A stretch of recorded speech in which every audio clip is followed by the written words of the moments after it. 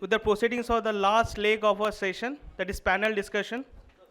The panel discussion will be moderated by Group Captain Dr. R. Srinivasan, VSM retired. The panelists will include Colonel R. Hariharan VSM retired, Commodore R.S. Vasan IN retired, Lieutenant General P. Shankar, PVSM, AVSM, VSM retired, and Commodore V. Venugopal IN retired. Please have a seat, sir.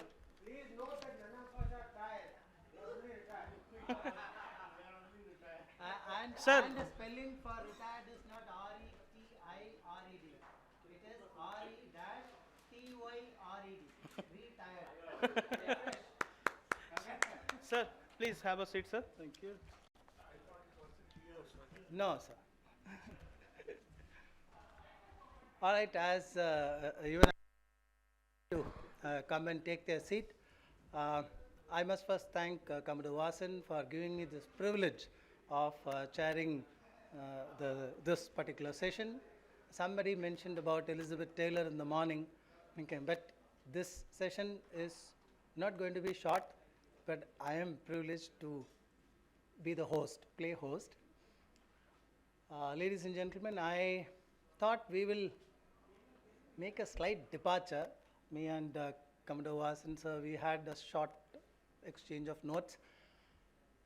Before I so-called commence this thing, I will request all the audience, all, okay, especially the younger lot at the back, please pick up your pads, your pencils, and please feel free to note down, jot down your questions and pass it to me now. Because I thought, having heard their expert opinions and discussions and deliberations right from the morning, it would be better to quiz them to make this session more relevant than to ask them to speak again. Okay, I am making a departure, and I hope I have the permission of Commodore Vasan to do so. All right, so please pass your questions to me, and I will field the questions to the panel. Okay, you can mark it to a specific person, or you can just leave it at that. Matlab, state your questions, but no names. I will place it in front of the panel, and the panel can take it one by one or in any format that they deem fit. That way we will get comprehensive and a full picture of their thoughts and their analysis on that particular issue.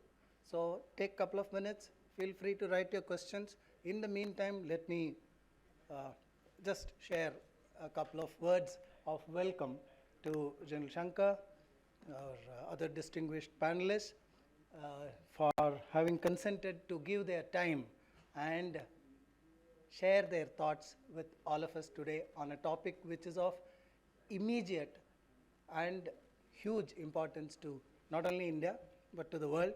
But in this session, we will focus more on India.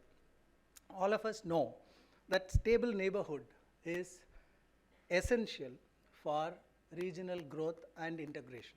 All of us are aware of this. South Asia, where India as well as Sri Lanka and all of us are situated, South Asia remains one of the large geographical areas in the world with 5.2 million square kilometers of land geography.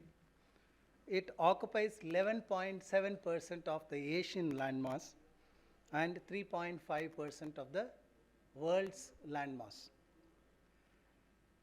Asia accounts for, incidentally, Asia accounts for 40% of the world's GDP. Okay, 39.8 if I'm not mistaken. Asia accounts for 40% of the world's GDP, but South Asia accounts only for $4.09 trillion GDP annually, just a mere 9% of the Asian GDP of $37 trillion.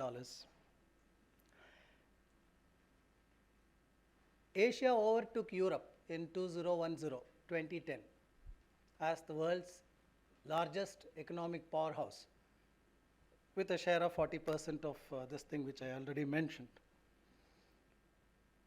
For our part, India, because we are focusing on India in this particular session, for our part, India embarked upon various initiatives right from its birth as an independent nation.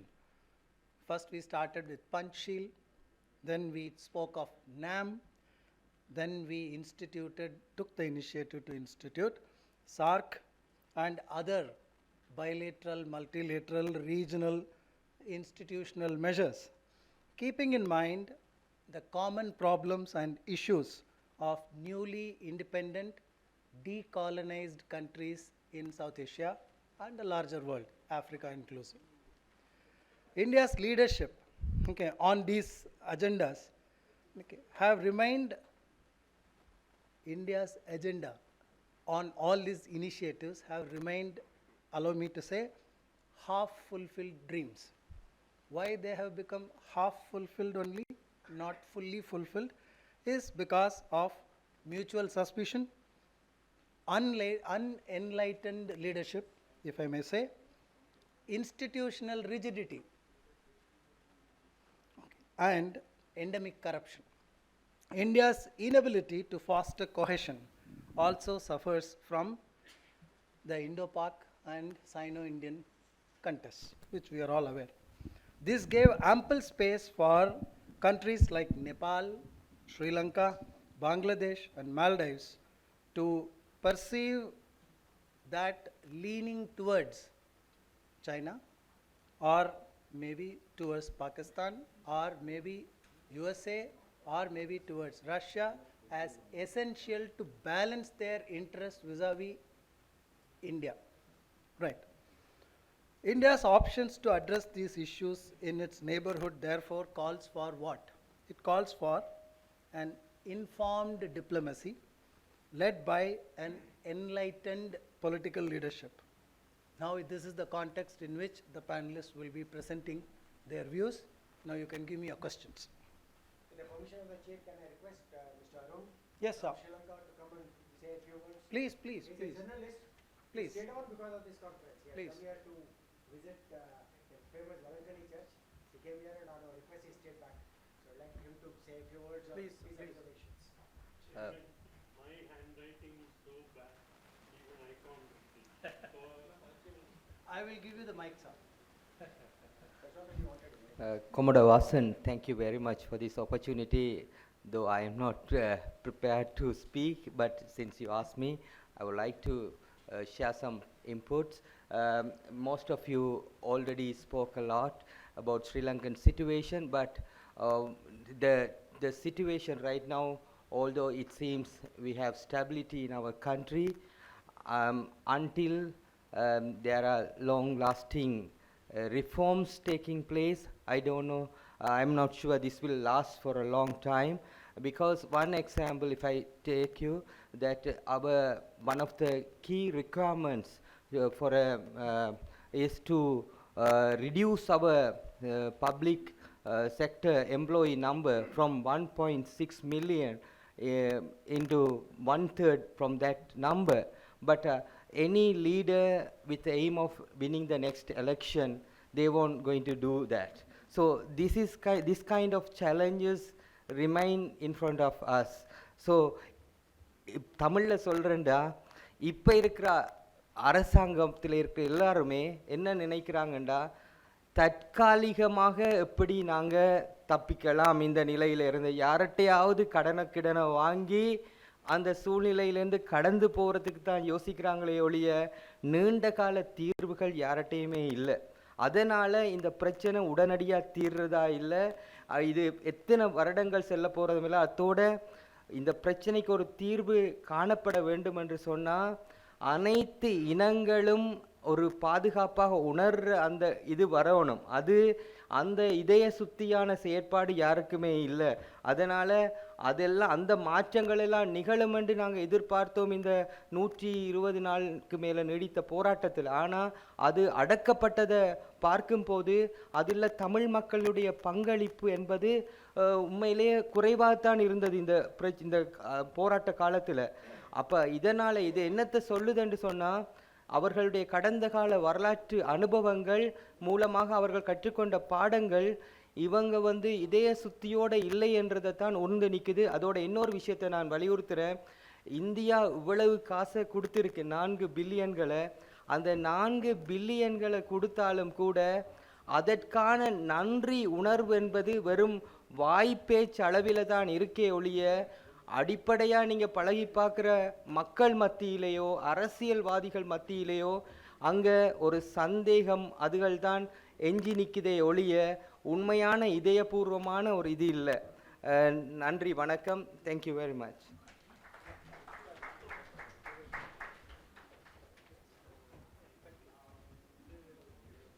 Oh, plenty. Good. Very nice. Yeah. More questions are welcome in any case, but let me start with a question which is specifically addressed to Colonel Hariharan. Right, sir? May I read, sir? May I read the question? Yeah, please. All right. Okay. Considering that Rajapaksas had initially offered Hambantota to India, if we had, we rejected the possibility of any investments as projections were poor. In hindsight, would it have been better to have taken control of Hambantota then?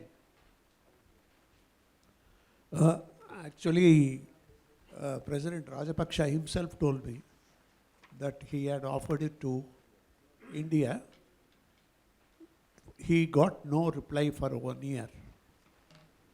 After that only, he himself told me when I met him in Colombo. Then when I came back, I checked up. A survey was carried out whether it would be profitable to have a port of the dimension they were talking about. It was found to be economically unviable. And that was the reason why India did not respond. And later also the other Mangala Samaravira, the foreign minister, also has said they went to China after that. Mangala Samaravira negotiated the deal. So it is not, because there was the full depth was to be cleared. There was a huge granite boulder in the channel that Chinese were able to blast it separately on a contract costing a few $1 million. Then only the port became usable. Probably that is one reason why India rejected. They must have done due diligence on this. This is the reason. There is no hindsight wisdom on this, because the question says, strategically, in hindsight, don't we think we have lost? I mean, it comes with a cost, this decision making. And what do we do with the Hambantota port? Unless we have a project like China has, that strategically that serves purpose. To my mind, it is Trincomalee is better, because nautical people will say that Trincomalee provides direct access to Malacca Strait. So if strategically, I would prefer developing Trincomalee than this Hambantota. Hambantota might serve the Sri Lankan interest. Or Colombo, we should...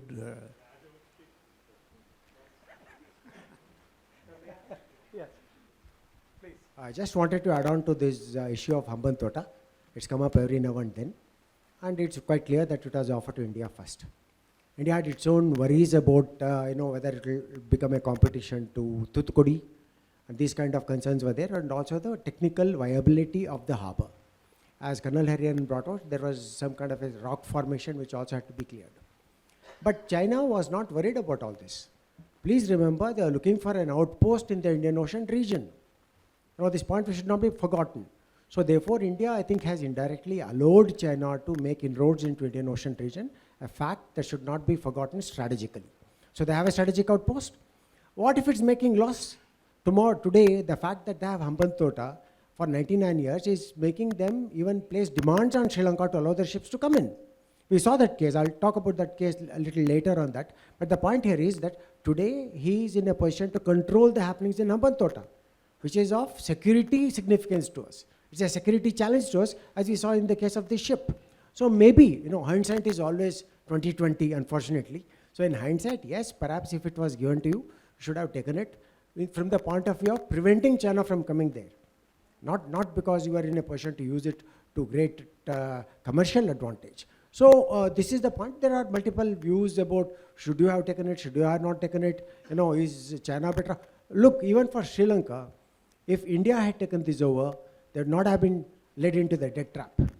Would not have given them that kind of money and said, it's a debt liability on your debt servicing itself.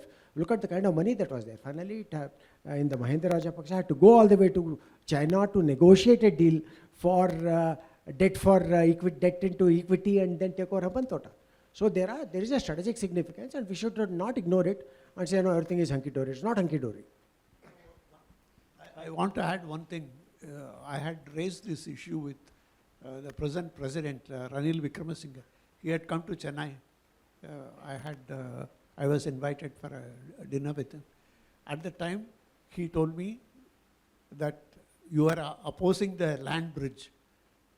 If you had, at the time, Kadir Kamar was promoting a land bridge between India and Sri Lanka. Had you not opposed, your battalion would reach in the evening, Hambantota. Why did you oppose it? We were talking of strategy, he was saying. So I endorse it. Comes with a price. Yes. Thank you, sir. Thank you very much. And the next question, not mine, the next question, rather two questions, are to General Shankar. How India can take care of Chinese influence in Sri Lanka? Question number one. Question number two, if China gets upper hand in Sri Lanka, what will be India's strategy to counter it? Right. That's a very fair question, and I think that's a widespread fear in the Indian minds today. But I think one has to see it from a futuristic perspective, because this question stems from a hindsight, based on fear. And you have to look at it from the way India is progressing and getting stronger. You also have to look at it from the way China is declining. I'm using this word declining because it is, right? And you have to look at it, everyone says that we have to look at China 30, 40, 50 years ahead. If you look at China 30, 40, 50 years ahead, it's a population which is in decline. And when the population declines 30 years ahead, 20 years ahead, even 5 years ahead, in fact, that population inversion is happening as we speak. 5 years ahead, you will see a more aged China. And when you see a more aged China with whatever is going on, its economy will start going down. So let's not believe what China was will be what China is tomorrow. Okay. Having said this, with this background, what do you do to China? You need to firewall China out of Sri Lanka. Okay, that's the fundamental issue. So you have 2-3 options, and you need 2-3 strategies which you have to put in place. First, the fundamental strategy of containing China where it is. Don't allow him to come to the Indian Ocean. Just because he's got Hambantota port, he doesn't have the capability to come to the Indian Ocean. And that's what Commodore Vasan and I were discussing. Today he doesn't have the capability to even exit South China Sea. Just one ship coming here doesn't make one summer doesn't make a swallow. Keep him there. How do you keep him there? Oh, yeah, sorry. One swallow doesn't make a summer. My mistake. So you keep him there. How do you keep him there? Right? That's the containment strategy which you have now already put in place. It's there. It's happening today. All of us think, look, China is making inroads here. We must also realize, fix it up with what we have done. Something is going on in Taiwan. There are already one strike group of the US around Taiwan. And China is now today focused more on Taiwan and his coast. Right? You also done something. You taken Dalai Lama with a IAF chopper to Ladakh. You're conducting exercises. Where? With US, in Oli, in high altitude. You know, why I'm putting this is you need to understand the importance of this exercise. Just think if Pakistan and China were to do a military exercise, 100 kilometers on the other side of the LAC, what would you think? You would think that, what is it called? Collusive support. If USA and India does the same thing here, wouldn't China think of collusive support? He would. The question is, a lot of people have asked, because I'm giving you a long-winded answer for Sri Lanka, it's got to connect. Everyone asked the question, will USA come to India's aid when there's an issue across the LAC? This exercise puts the doubt in China. So what have you done essentially? These are the 3-4 things which you have already let go. Okay, there are more, but I'll not get into it. What have you done? You made China look across the LAC in a different manner altogether. In effect, today, the Eastern Theater Command of China is involved with Taiwan. The Western Theater Command is somewhere involved with you. He's already in a two-front situation. And this is the way to go. He's contained. He doesn't have the capability. The second thing which we have to look, I have not still left the South China Sea. I have not let him come into Indian Ocean thinking. What is this business of containment of China? You have to understand that, and then all these things will come into play. Just imagine if there's a strike carrier group 200 kilometers away from Chennai coast. Those of us who are old, right, who remember 71 war, USS Enterprise came somewhere in this area. All of us in Chennai were having blackout practices, nights, right? Okay, now with 2 strike carrier groups sitting in that area, there is no way China can exit. You just imagine where China is. China is being contained on its doorstep. So now that's the way to go. That's what the Quad strategy is moving to. Okay. Now having said that, how do you, let's move back. The next thing which you have to do is control Malacca Straits. Now to control Malacca Straits, you have to improve Andaman Nicobar. That is a fundamental. Are we doing it? That's a question mark. That's a policy decision. Right? That's a policy decision. Why I'm saying is, in the absence of a CDS, that how that will come up is $1 million question. Then I showed you those 2 triangles, control of the Eastern Indian Ocean and control of the Western Indian Ocean. How can you leverage your Indo-US strategic cooperation to control this and deny China entry here? Because just coming into Hambantota won't solve this problem. He has to get an entry into Kaikafu, which is not getting as of now. You also have to ensure that Gwadar comes to a standstill, which has happened, and Djibouti doesn't expand.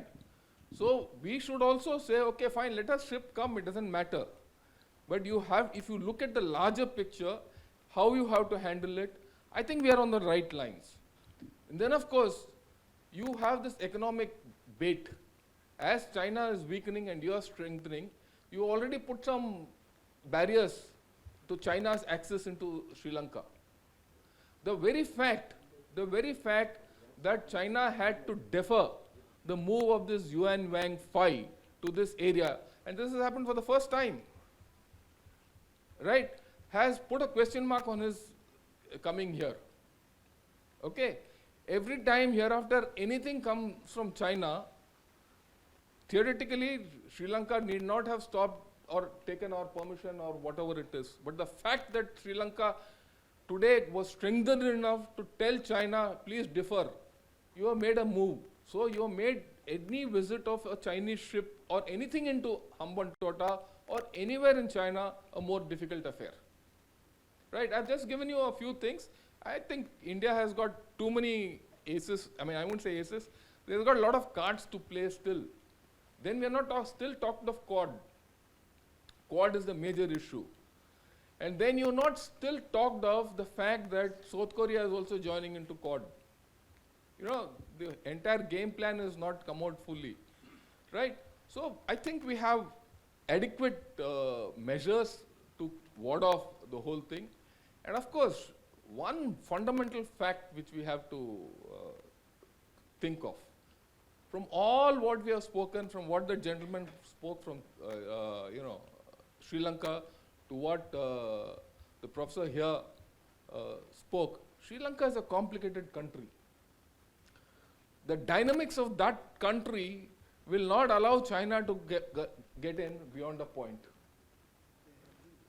That is something we are losing sight of. Okay, it's very nice to say that, look, I will not bother about what happens in that country and I will invest in that country and all that. But China is invested in 60 countries like that. So it's facing the problem of now banks in China are under stress. They have to take a huge haircuts on all this. What I showed you earlier, 10% of the loan is sovereign debt, but 16% of the other loans is all from banks. So there are major issues that we have to also see what are the counters we have against China, and that is where our strength lies. We are going to pit one China against one superpower and three middle powers, and the first, the third, and the fifth economy of this world is pitting itself against the second economy of the world. Think over. Thank you, sir. To the panelists, I have a very unpleasant request.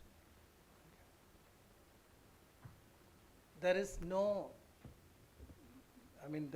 better opportunity for us to learn from your scholarship or knowledge of that particular issue that is under discussion. The questions are a little brief, so I will request you also to be a little brief so that all questions can be fielded. I have plenty of questions. Right. The next question is to... They are. In fact, there are a couple of other questions. You can't answer a complicated question. I take the point, sir. Yeah. But there are a couple of questions here on which we have... Then you can reduce the number of questions. Yeah, we'll do that, sir. We'll do that, sir. Yeah, I'm trying to do that, sir. I will, sir. To Commodore Venugopal, I'm sorry, sir. Is India-Sri Lanka strained relations due to bureaucracy and high-handedness of the Indian diplomats?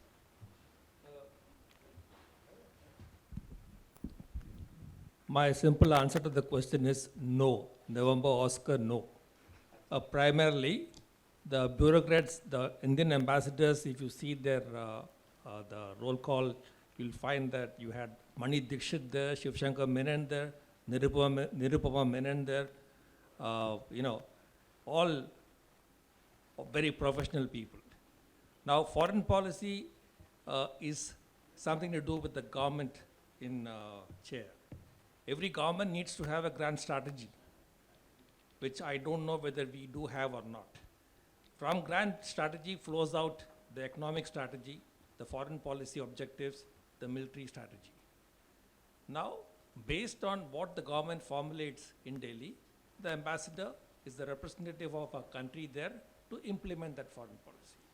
There's nothing to do with high-headedness or low-key or unprofessionalism of ambassadors, because they are one of the best professionals that you can find in the country. Thank you. Thank you, sir. To Commodore Vasan. Why India, Sri Lanka, CPA, Charlie Echo Papa Alpha, is important, and why Ranil Wickremesinghe said that Sri Lanka would not sign CPA or any other similar agreements with India. That is part one. Part two is, should India invest in Colombo port city, or it should develop its own domestic ports to counter the transship hub at Colombo?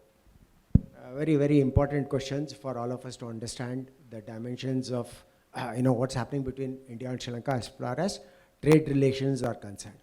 I'll answer the second question first. In terms of whether India should also go into Colombo Port City or any other investments out there, the answer is a clear yes. You can't ignore your neighbor there and say that, let China come and do the all investment, we want good relations. That's not going to happen. So you need to be equally competitive in terms of engaging yourself. And the people of Sri Lanka will tell you whose investments are better. The Chinese investments, as we know, are predatory in nature.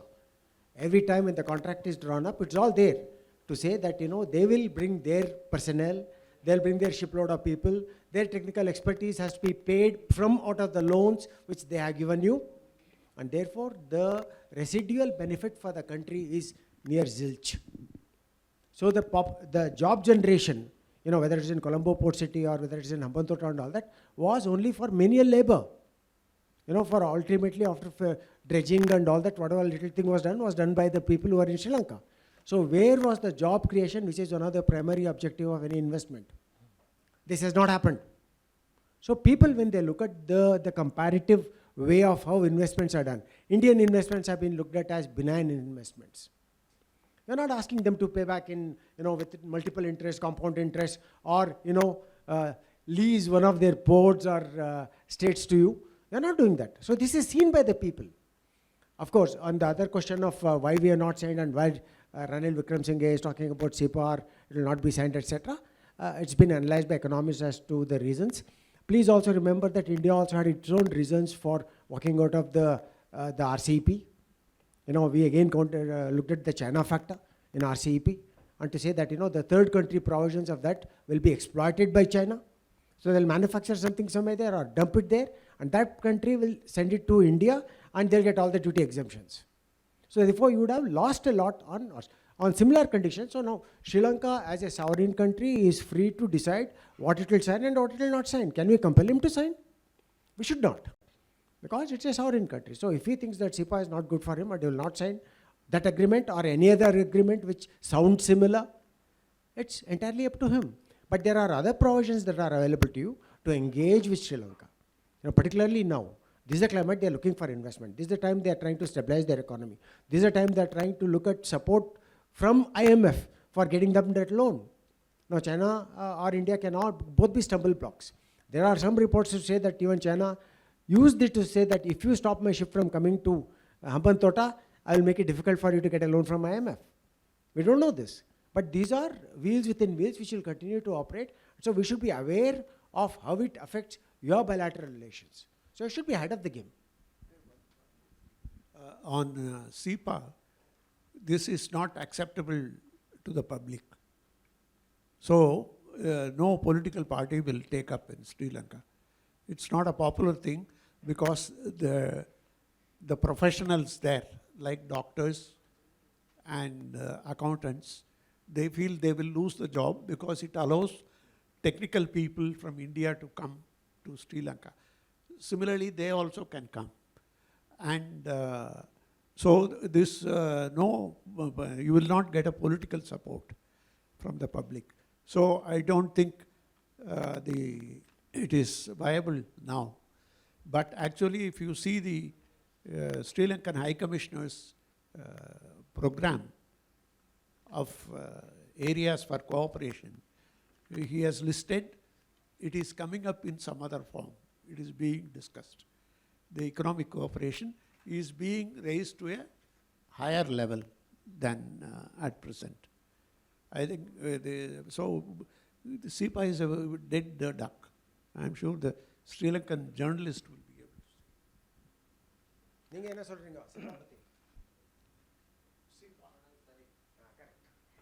Thank you, sir. Thank you very much. The next question is also related to the same question, so I will request Commodore Vasan sir to consider responding to it. What do you see is the role of corporate India in assisting Sri Lanka to move ahead? There are plenty of opportunities, obviously. China seems to be following the playbook of East India Company you may like to comment. Sir, what is this about East India Company? China seems to be playing by the playbook of East India Company. Now, there's an old saying that flag follows trade, which is what we said in the case of East India Company. So they came with trade, and thereafter it was a flag, through which they colonized various markets. They were markets when they came in, and they became their colonies. So as far as the opportunity for India is concerned, I think it is abundant today. In that one of the slides which was shown on the harbor by, I think, Shankar, you saw Adani. Everywhere you saw Adani marked there. So there is money there. The corporate sector here is quite vibrant today. They are willing to go and invest anywhere, not just in Sri Lanka. They are willing to go to the far corners of Asia, Southeast Asia, Europe, and invest there. We are buying out companies like Jaguar is bought out by Tata. So there is money where there is willingness and government support. I would emphasize more on government support for these kind of initiatives. Otherwise, you find that the license regime, the Raj regimes, the corruption regime, my good friend Captain Swarupu is here, will know a lot more. He's had 5 years of field experience in Sri Lanka. He will tell you how some of this can be stalled even when there are good intentions. So therefore, the intentions need to match with actions, with governmental support. It's not just left to a private enterprise. To private aadmi hai, jo karo, bahar jaake karo. It requires government support and a policy direction. Only when you have this happening will you find that there will be success in this initiative of a global India, which is investing globally and contributing to the success stories within those groups of islands, countries or whatever, whether it's Bangladesh, where we are assisting them in nuclear power, whether we are assisting Maldives in certain areas of tourism sector, airfields, etc. Thank you. Keep it brief, there's a lot more I don't want to say. Thank you so much, sir. Thank you so much. To General Shankar, while China's debt is being considered as one of the major reasons for Sri Lanka's current crisis, the Sri Lankan public doesn't share anti-China view as discussed today. What are the reasons? Please throw some light on the front group who is guiding the ongoing protests and their ideology, if there are such groups. First thing, that front face of this group, I think it's a lot of internal politics and probably a left-leaning system which has triggered all this. Because it couldn't be, it's not a left-leaning system or a left-leaning ideology which is aligned with China, because then it would be self-defeating. So that is out. Whether it is triggered by one of their politicians is a question mark. I wouldn't be surprised if it's being triggered by even Ranil Wickremesinghe, because that's the kind of instability which is crept into Sri Lanka. Now, why is the public not anti-China? How do we know that completely? It's hearsay that some people say that, look, the public is not affected. But at the same time, the same public has thrown a president out. Okay, based on an anti-China thing, and that was quite visible in media, that slogans were there. I agree. When you speak to people with Sri Lanka, and I've got, when I do a few live YouTube shows, Sri Lankans respond. Okay, some people are for China. Still, there is a sizable amount for China. There are people who have benefited from the benevolence or whatever you call it of China, the money which has flown in from China. And there are people who feel that their country has been sold down the line to China, and that's why this president has to be taken off. So it's a divided nation. It's a divided nation ethnically. It's a divided nation ideologically. It's a divided nation financially. And it is a divided nation geopolitically. And that is what makes Sri Lanka a very difficult proposition to come to a quick outcome, like what our young friend from Sri Lanka said. This is going to last. And let's be ready for the long haul. Thank you. Thank you, sir. One short intervention in this. There is the JVP's faction which is behind all this. Actually, the even East Container Terminal, when it was given to India, the unions protested. These unions are in the, I am sure they are in the payroll of China, because China spends a lot of money there to finance these guys. They are taken on a jaunt to China, and similarly, JVP, if you see when this spy ship came, who were in the front line? Veeravansa, who was a minister in earlier cabinet and who was thrown out also by Gotabaya. He has always been anti-Indian. Like this, there are factors who will always promote this because for short-term political gains. So we should not, as General said, we should not overestimate Chinese influence. But there is a latent anti-Indian thing in all political parties. That is there. But it is not like that for anti-China segment. That is the only thing. Thank you, sir. Thank you, sir. To Commodore Venugopal, please share your views on the potential of closer Russia-Sri Lanka relations amidst the ongoing crisis. How does this pan out in relation to China and India? Just last week, I think the Sri Lankan newly appointed Foreign Minister Ali Abri met with the Russian ambassador in Sri Lanka. Obviously, it is, it's what I mentioned in my presentation also. Sri Lanka will look for assistance from all friendly countries. Neither the IMF or World Bank or the countries in the West, which goes by rule-based international order, etc., may not meet their, the current impasse.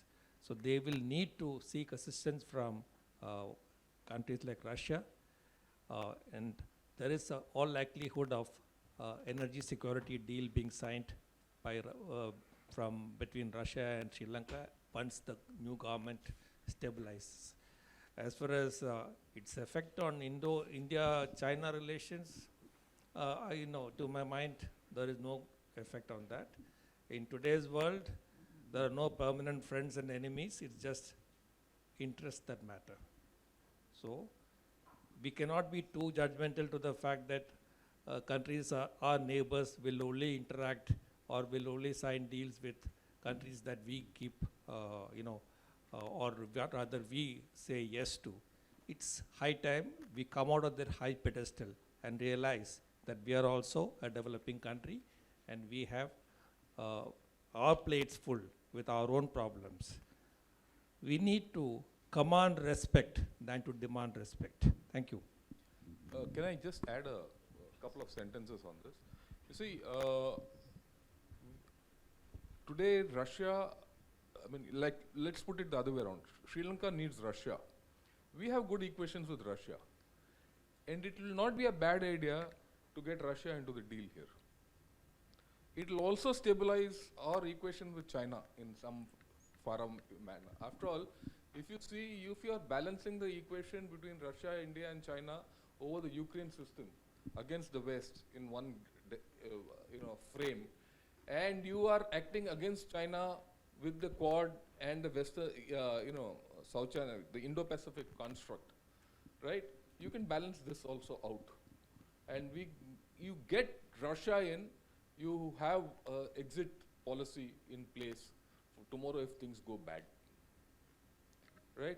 And you get more strength to help Sri Lanka out, and Sri Lanka has more stakes in you because it has to depend on Russia and you have this thing. So this multilateralism is something we must exploit. Thank you, sir.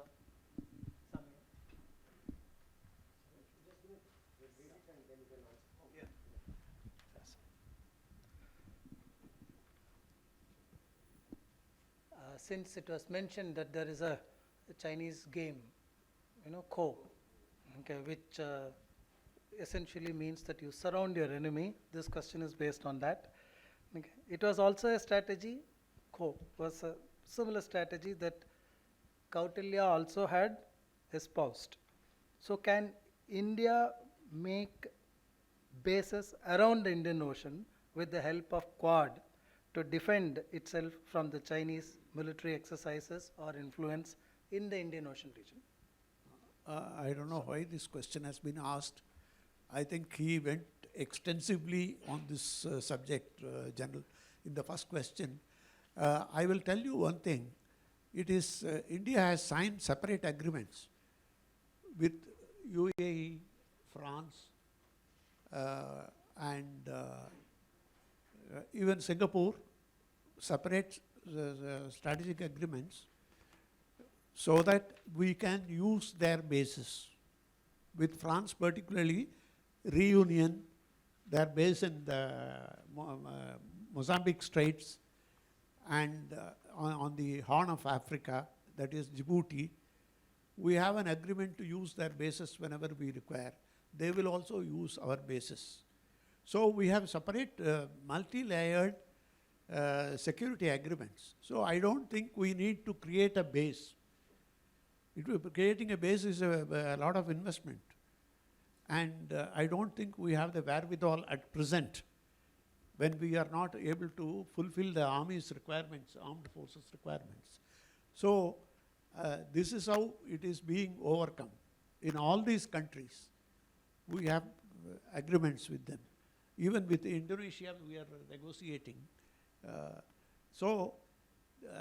This is how I perceive it. I don't think, even in Mauritius, Seychelles, of course, Maldives, there has been an ongoing thing. So that is how I view the issue being tackled. Thank you, sir. Can I just add on 2 minutes? Yes, sir. Commodore Venugopal also. Yeah.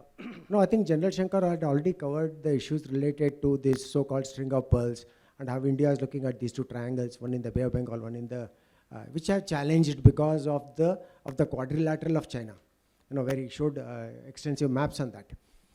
My point is only this. Why does China have this need to have bases all over? That's an important point that our youngsters must understand. From South China Sea, if he has to get out, he has to pass through the Straits of Malacca. Our watchful eyes in Tri-Services Command in Andaman Nicobar, and then try and go all the way to meet, serve his interests. Whether it's anti-piracy patrols, whether it's lock protection, or whether it is the deployments like this which you are seeing, in Hambantota, or Pakistan, or exercises with Turkey, Iran, Pakistan. So all this require phenomenal amount of passage. My Coast Guard friends here will tell you how long it will take for you to go from Chennai to all the way to Vietnam, for example.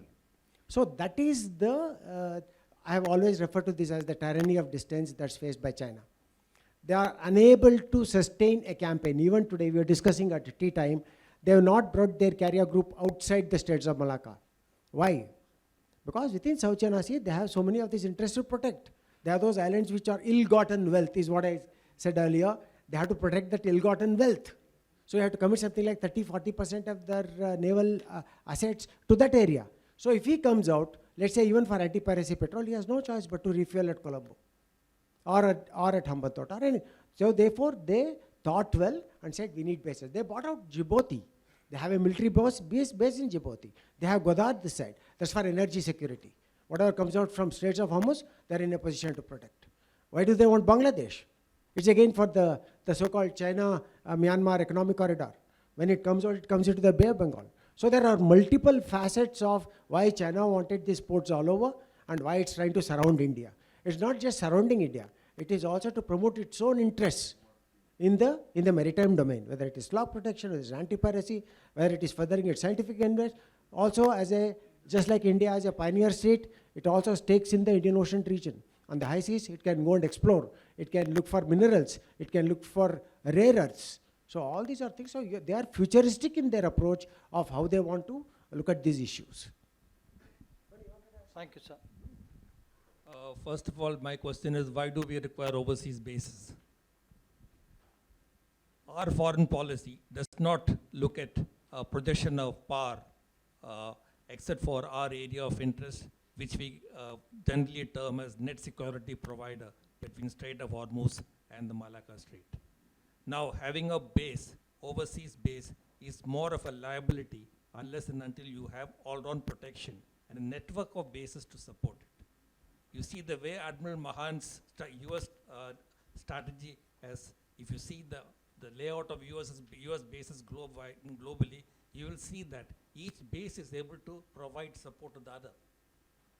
It's a kind of a network of bases. By having one isolated base in, say, Maldives or Mauritius or Seychelles does not make any difference. And if you ask me, the biggest strategic blunder of China in this century is having a base in Djibouti. We can discuss it bilaterally. Thank you. Thank you very much. Just one last line on what Venu has said, I totally agree with him. Your primary area of focus is the Indian Ocean region. The only ocean after which a country is named or the other way around. Let's look at this as our primary area of interest.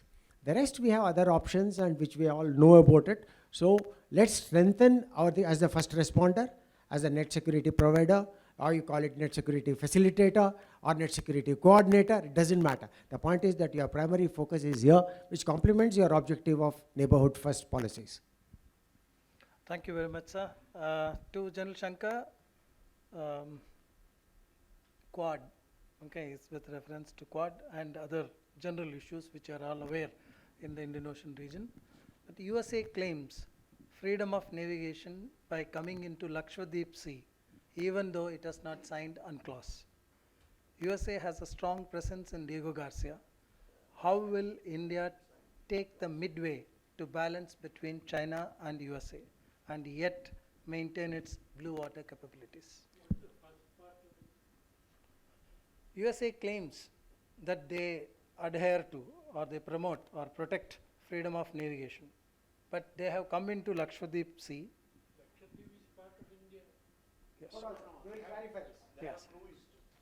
Yes. So the question is to General Shankar. Yeah, I think the larger question here is the question of, no, freedom of navigation is, the larger question is the equation between India and USA, right? Yeah, the freedom of navigation which is referred to in this question, I understand is that freedom FONOPS which they carried out around the Lakshadweep Sea a couple of years back, right? Is it in our territory water? No, no. EEZ. EEZ. Right, right. And it was through the EEZ, and there was a lot of thing. And now the point is this: the Indo-US relationship and the trajectory of that relationship, you have to go back into the last century when we were actually not for each other. We were opposing US in every kind of a thing, and they were supporting Pakistan. And it was the time around the turn of the century when Strope Talbot, who's no more now, and Jaswant Singh started the dialogue. And that was the start of the Indo-US relationship, which has now come into a strategic partnership. I still remember, and I'm talking of something, I can share it also, it's not a big deal. When I was in service, we used to have this discussion because at that point of time, we were into a few big deals with USA. Part of the big deals that included Apache, M777, the C series of aircraft, 317 Hercules and all that, and few electronic equipment, all that. Contingent with all this, we were also dealing with them on the Indo-US strategic partnership and those foundational agreements which we were signing. And if you remember, India took a long time to get to those 4 foundational agreements. The one on communications, one on logistics, all those, right? It took us a long time. Why did it take us a long time? I mean, I can now talk with authority, official authority.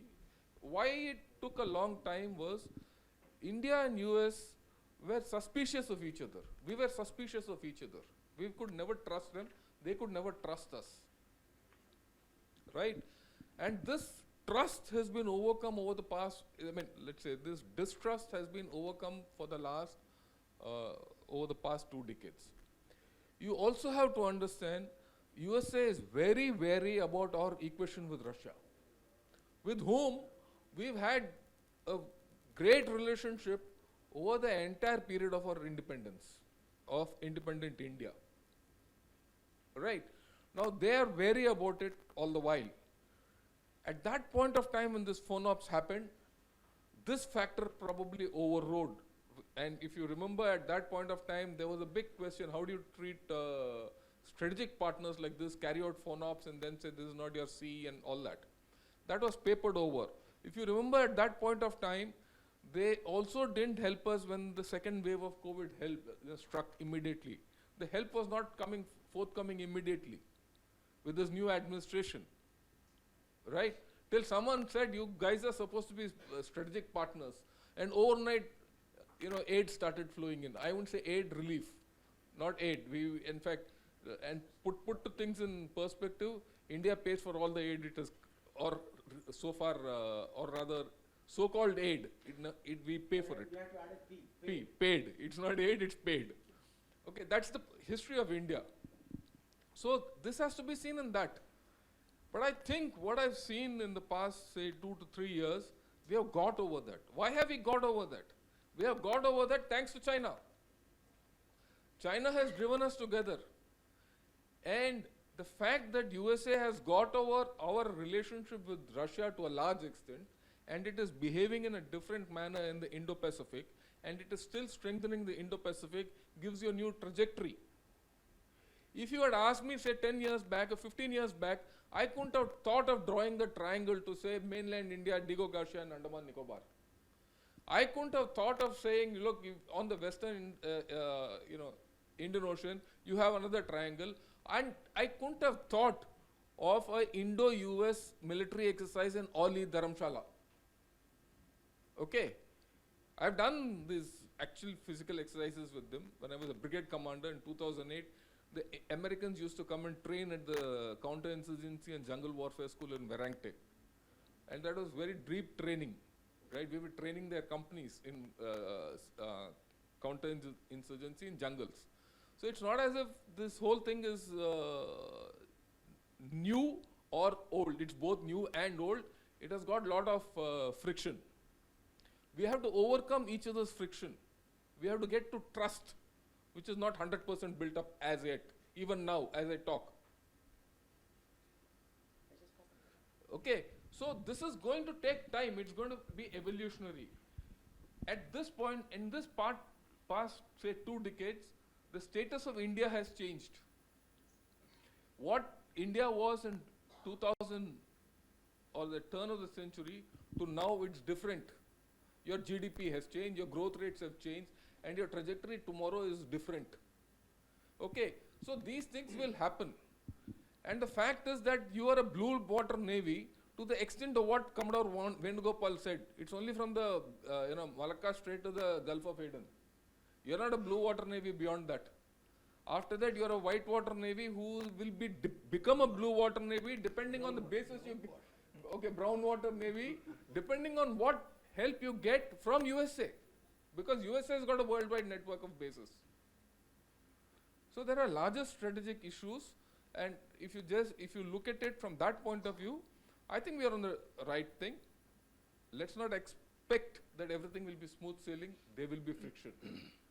The maturity is, how do you handle this friction? Yeah, I just want to come to the specific issue of this US warship transiting through the exclusive economic zone. There are Coast Guard officers here who would have read the Maritime Zones of India Act, which was promulgated in 1976. And that must also be read in conjunction with the UNCLOS. The Maritime Zones of India Act is quite clear. My young Coast Guard officers can clarify. It's very clear that up to 200 nautical miles is your exclusive economic zone.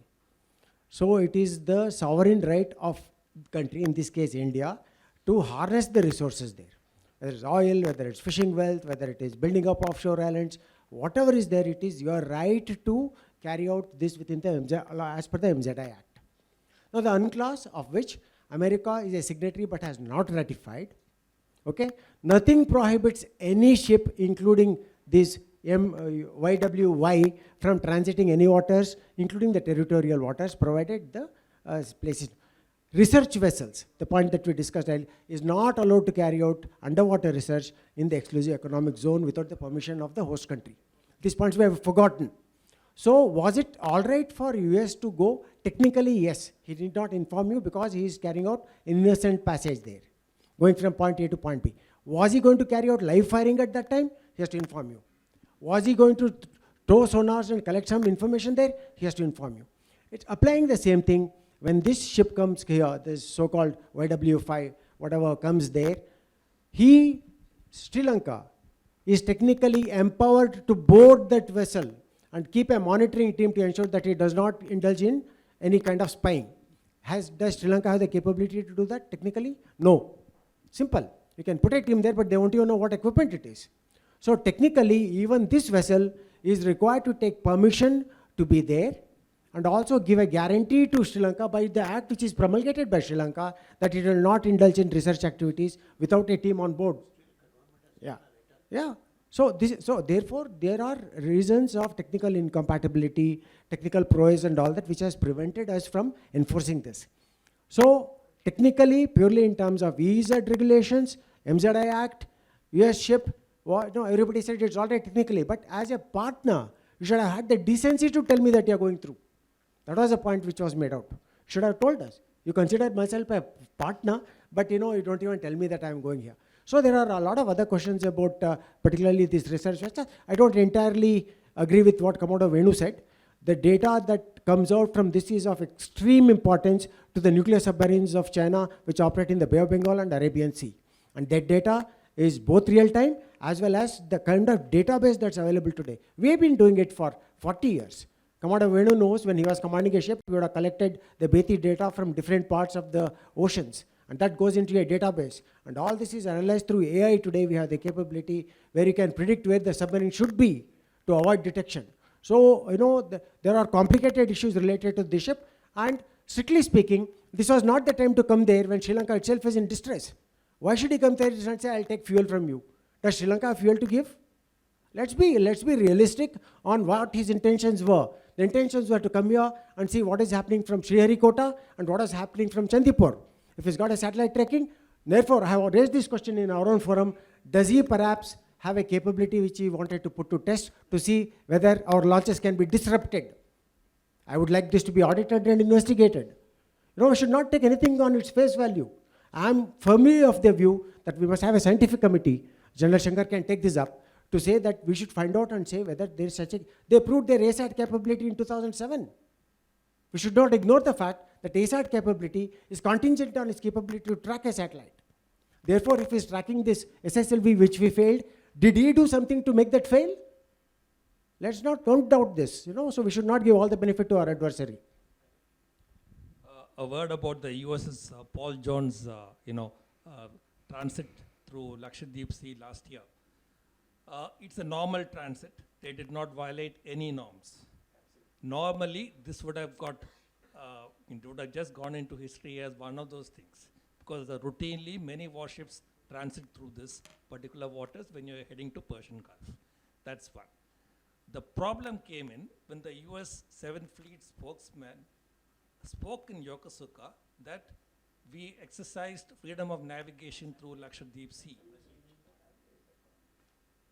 And that comment was made by the US Navy to show that China that yes, we do freedom of navigation patrol in South China Sea, and we will do in India also, to show that we treat everyone in the world under the same scale, and we are the boss. So other than that, there's nothing really went wrong with the USS John Paul transit. But when the 7th Fleet spokesperson, made this, press conference, New Delhi woke up, and that is when, the media took over after that, and it became a big issue. And this question about, knowing what is happening in Sriharikota or anything, by the end of the day, Rajiv Sardesai would have already analyzed and given the recommendations also to the government, the way the media is. So it is today's transparent world. We need not get too bogged down by these things. Thank you. Sir, I will just finish one last question then. Yes. Technically, there are 3 questions, but I'm combining all of them so that any and all of the panelists can take it on.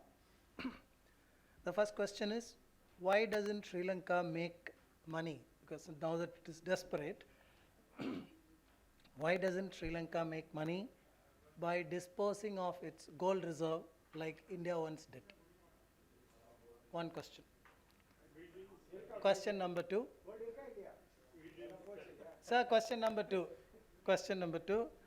Do you think in terms of building narratives, India is more reactionary than being proactive? Question number 3. What are the points which are restricting India to join hands with China? Very interesting question. What are the points which are restricting India to join hands with China? It is clear that USA is not a reliable country or believable country. Is there any chance of India and China becoming friendly? Very quick answers. Yes. We are running out of time. As far as these gold reserves, etc., is concerned, you heard Dr. Hasid's presentation, where they're saying that some of the restructuring also includes selling off something which they have, strategic assets. It could be Matala Airport, like they gave away Hambantota. It could be something else that's being. So slowly, piece by piece, you will sell off Sri Lanka. That's right. So just to be able to service your debts, you're going to sell off Sri Lanka in parts, bits and parts. That's what I read from Hasid's presentation, to say that the restructuring meant you're also giving away Matala on lease, and maybe Colombo Port City on lease, and maybe Trincomalee on lease, etc., etc. This is, so it's not a comfortable situation to be in. What was the second point? India, China requires another seminar. Yes. Okay, not here. Do you think building... Last answer, it's not possible now, but we'll look at it in another seminar. The statement is India is more reactionary than being proactive. That's a fact. We admit that we are always reacting to what is happening there. Somebody has to motivate you, somebody has to kick you, and only then we start responding. Maybe slowly the trend is changing, but we have a lot to catch up. Just look at how China has been so visionary in terms of its approach. We have a long way to catch up in terms of our ability to force. It's changing, but it's not changing at the pace that we want. Okay, Srinivasan sir, your last comments, because we run out of time. Sir, perhaps he can address that one point, that can India and China be... Okay, sir. Done, sir. I'll keep it for the next seminar. Hello. Yes, sir. There has been lots of discussion about naval diplomacy, military diplomacy, etc., as an instrument of foreign policy.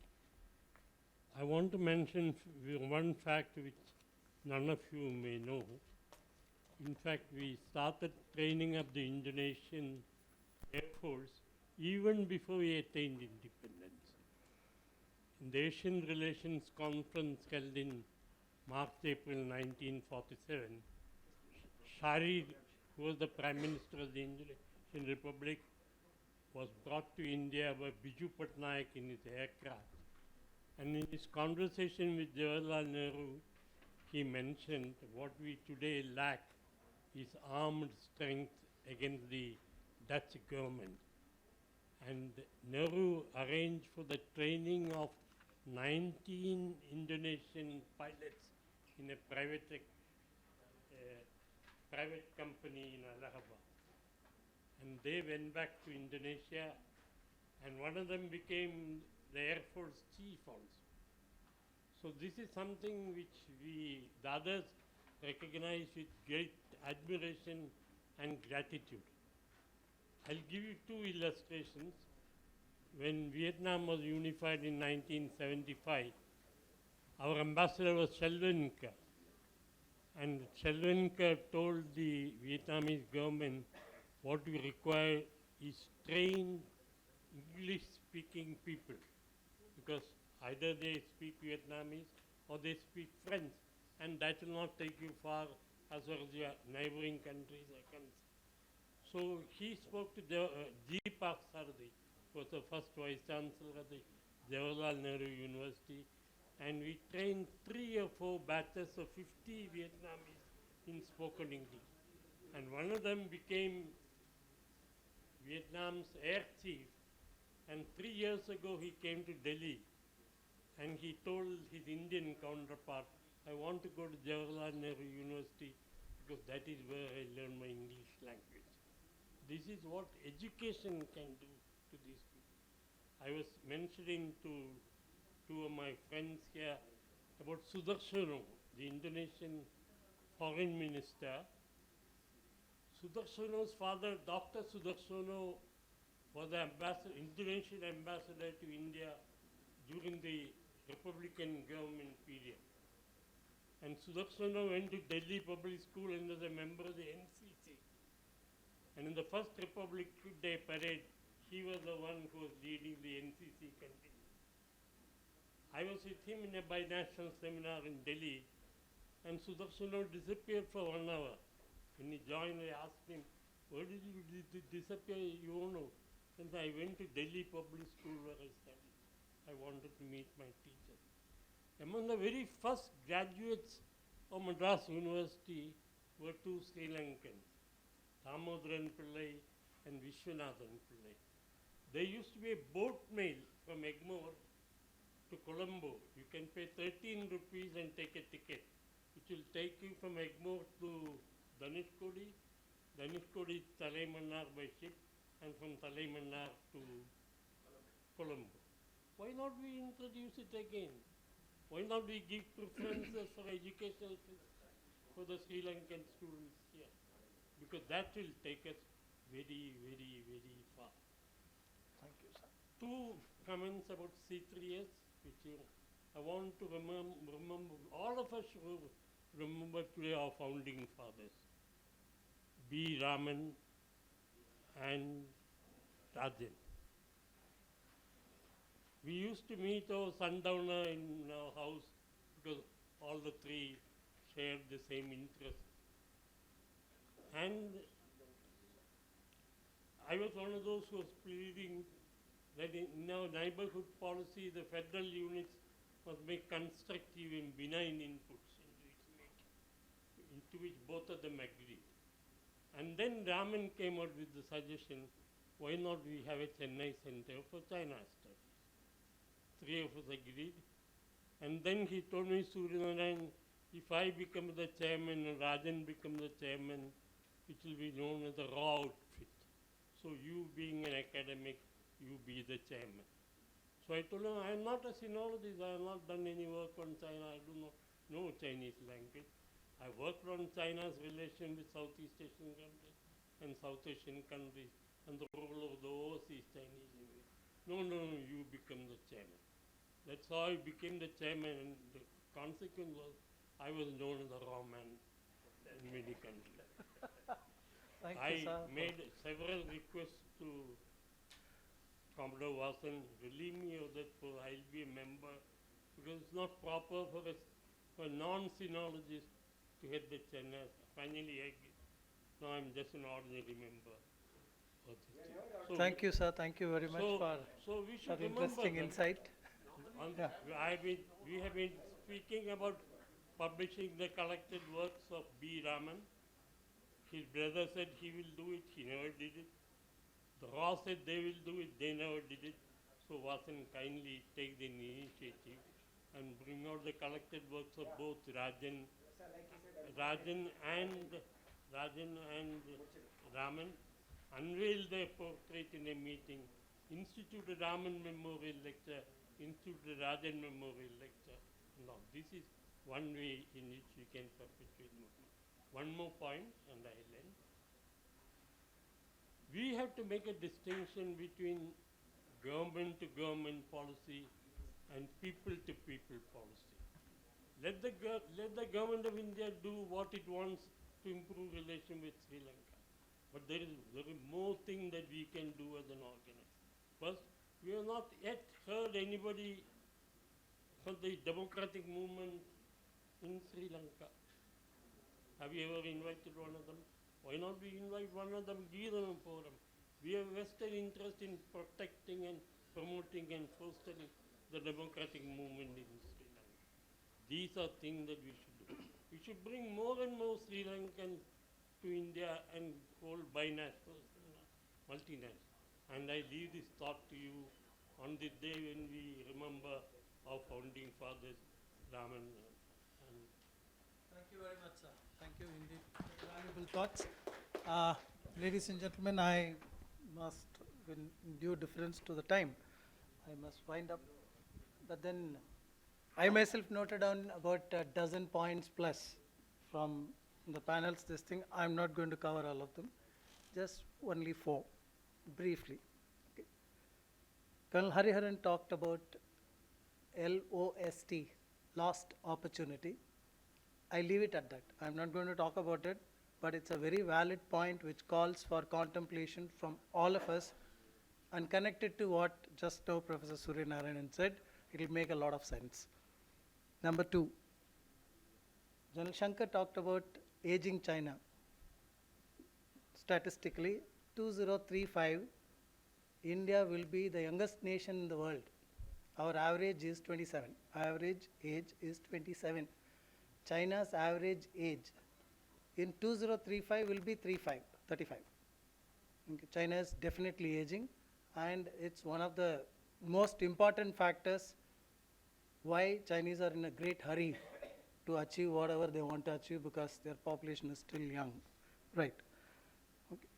Government support to Indian companies. Commodore Vasan and Venu sir also, they mentioned about matching policy. Intention matching with policy. Very important point again. And the Russia-Sri Lanka relations, in that context, a very important thought has been put forward, and I'm sure C3S will flag it to appropriate people, policy making people, that Russia must be vectored into this situation in our favor. It's not in our favor, probably in favor of South Asia, okay, in a larger picture. So it's a very important point. I'm very confident that C3S will flag it at the appropriate level. And the last point, we already have, Colonel Hariharan and Venu sir also said, we already have relations. Perhaps we don't need bases in the Indian Ocean region. We may not require. What we can achieve through soft methods is more far-reaching and more deeper than what we can do by creating more bases. It will only create economic issues for us in maintaining them. Thank you so much, ladies and gentlemen, and it's my pleasure and privilege to have chaired this session. I request all of you to join me in giving a big clap to the distinguished panelists here, General Shankar, Colonel Hariharan, Commodore Vasan, and Commodore Venugopal. We couldn't have asked for a better panelists to deal with all the questions that you had and probably have in future. Thank you so much. God bless us all. Thank you, sir.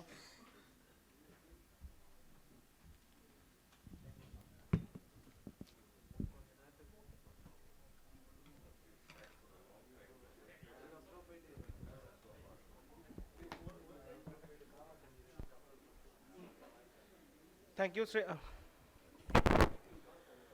you, Srinivasan sir, for conducting such a enlightening and a delightful panel discussion. Now we have reached to the end of our one-day international conference. So without stretching further, I would like to extend the gratitude and gratefulness to our dignitaries and the dignified participants which have joined us together in journey. We hope our participants have been enlightened by what has been coalesced by our dignitaries and the galaxy of speakers that we had so far. Without stretching further, I would kindly request Commodore R.S. Vasan, Director General of Chennai Center of China Studies, to come up to the stage and extend the vote of thanks. Sir, the floor is yours. Well, the initial plan was to have a summing up. I'm happy they've dispensed with it because it's already we overshot our time. All that remains for us as Chennai Center for China Studies is to thank each one of you for the time that you have taken to be with us, and especially thank all the resource persons who were very prompt in, giving us their abstracts and making these wonderful presentations here. This is the first one that we are having after COVID virtually, a physical event, offline event. We did, like I told you in the morning, we have done some programs with other agencies, but on our own, this is the first time that we've done it, and we are very happy with the kind of support that we have received from everybody. A special mention must be made of the young team that we have. That is Bala, Mandal, Shweta, Padmesh, and Sapna. Sapna also got her first opportunity. Please stand up. And I'd like to acknowledge the young team's effort. They are only told what to do and not how to do it. So, they've just taken on the whole thing, and only certain course corrections are given, certain broad parameters were laid down. And of course, they were not allowed to go beyond a particular point, that's fine. But full marks to them for conducting this event, an offline event, the first of its kind over here. I also must thank Group Captain Srinivasan and Smriti Patnaik, and who's the other one who came from outside? Venu, for coming from outside and being with us for the yesterday and today, and for contributing to the entire discussions. Thank you so much. Anybody left out? And of course, thanks to our Santosh and party who are here, who gave us a good hand. And Ambassador Kanta, who took time off. He's retired recently from ICS, but he made it a point to be there. And in fact, he set the tone for that. The entire gamut of what was to be covered as far as India-Sri Lanka relations are concerned were very well covered by him. So there is no further need for me to sum up anything or take any points. Yarpa? Of course. So Dr. Hasit also, who we identified, and Arun, who has taken the trouble of remaining here with us throughout as the Sri Lankan representative. I'm sure he'll go back and carry the Sri Lankan flag and tell them about this event and have greater cooperation and interaction. All good things come to an end and lead to better things in life. So let's move on to better things in life, which is to move on from here. So Bala is reminding me that if the researchers and others don't give their feedback to us, you'll not get your certificate, number one. Number two, you'll not be invited for the next event. Choice is yours. Thank you so much. It's been wonderful hosting you all. And at 6 o'clock in the evening, I see the hall is full, which is kind of encouraging for the young team who put this program together. And thanks also to Professor Suryanarayan, who despite his age has come here all the way and has participated actually in everything that we did today. Thank you, sir. Yeah, he's forgone his siesta. And on the founder's point, before I forget, I must tell you that in addition to Mr. B. Raman and Rajan, who was a founding director, I took over from him about 8 years ago. We were also had two luminaries with us, Swaminathan and PNG Subramanian, who was a consul general. So we already have planned for a founders memorial lecture, which will be conducted in next month. And we are inviting Ambassador Tirumurthy, who is now settled down in Chennai, to come and talk. I'm sure you have read about the article that he wrote on terrorism. So it's appropriate for this Founders Memorial talk, and we are planning that next month, just an advance information, since you broached that topic. Thank you so much. Jai Hind.